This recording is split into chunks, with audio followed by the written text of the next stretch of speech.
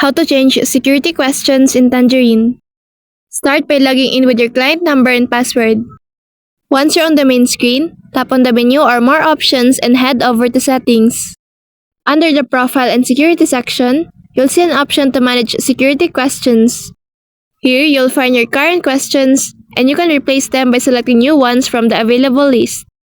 Type in your new answers carefully, making sure there's something you can easily remember but not obvious for others to guess. After entering them, review everything once more, then tap Save to confirm your updates. Your new questions will be active immediately and will be used whenever extra verification is needed, like when logging in or making certain changes. It's a good habit to update this from time to time since keeping your information fresh helps protect your account even more.